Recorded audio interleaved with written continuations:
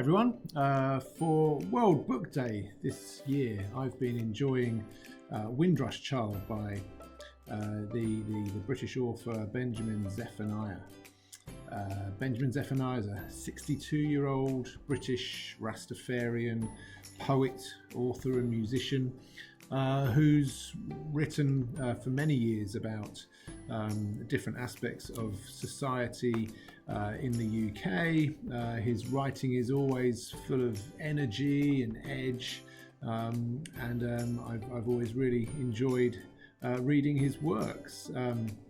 Mostly poems and things like that, but he's written this book, which is available in our library for you to read as well, about a young boy called Leonard. So this is a work of fiction, but it's very much based on Benjamin Zephaniah's own experiences as the son of immigrants living in the UK and being brought up in the UK.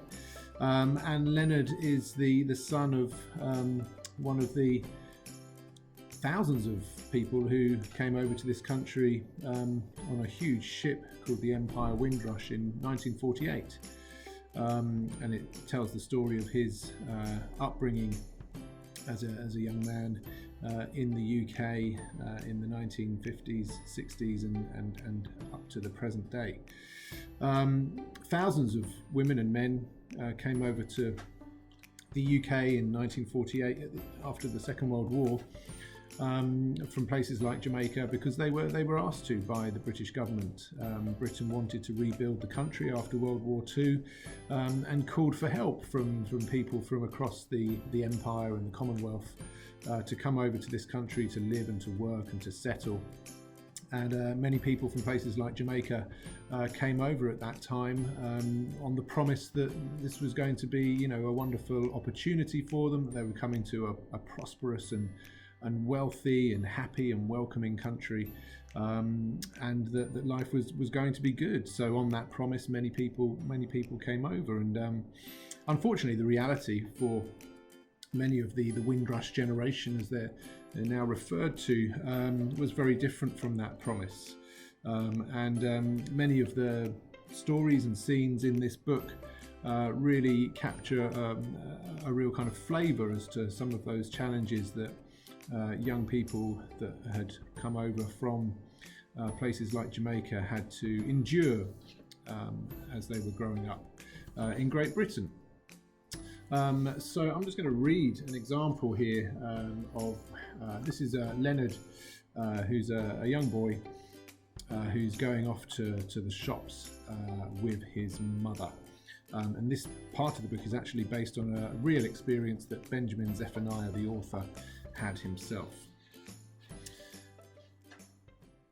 I started to see reports on the television about people being beaten up on the streets because of the colour of their skin. There were people talking about sending us all back home. I started to realise just how much discrimination was happening in the country, and it shocked me. I thought that big people should know better. Sometimes I asked questions about the things I saw on television, sometimes I didn't. One Sunday, just before I went back to school, I could feel some tension at home. When I tried to talk to my parents, they answered without saying much. I thought they'd argued over me, but didn't want me to know. After about an hour of sitting silently watching television, Mum said, "Let's go for a walk, Leonard." "Where are you taking him?" asked Dad. "Just to the shop," said Mum. "We can't keep him in all day. A little walk will do him good, and it will do me good too." "Just be careful," said Dad, "and don't go talking too much." "Don't worry yourself," Mum replied. We went to the small corner shop not far away, but we walked the long way round, and we walked slow, which was okay with me because it was a warm day and I did need some fresh air. It was hot, not as hot as in Maroon Town, but it was the best weather we had had for a while. It was a family-run shop that we had been to before when we wanted English things like cornflakes, beans, biscuits and spaghetti rings, because they didn't sell yam or anything like that. It was packed with so many goods, sometimes we would knock things down accidentally, and sometimes the shopkeeper's children would serve customers.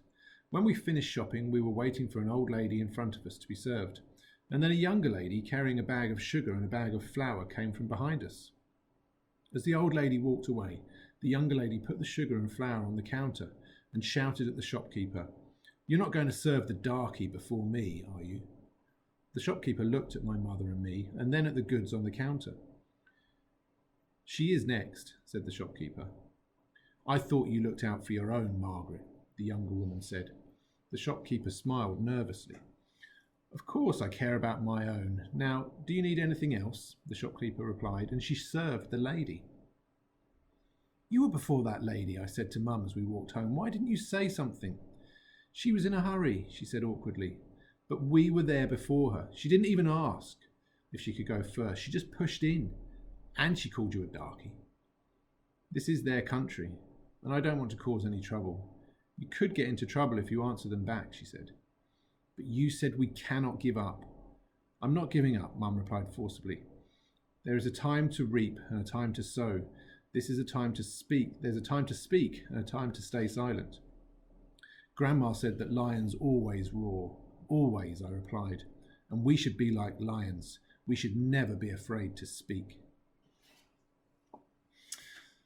So that's just one little extract from what I think is a great book, and I'd really encourage as many of you to get it from the library or from elsewhere to give it a good read. It's a really good example of how great fiction can really be based on truth and real life experiences, like these sorts of things that Benjamin Zephaniah had growing up in this country.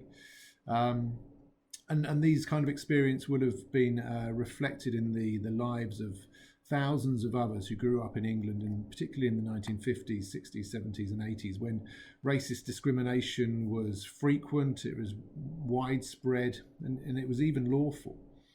While our society has made some really important progress in the last few decades, we know that people in our country are still not always treated with respect and kindness. And like the best of historical writing, this book really teaches us about the past and challenges us to change things in our world today.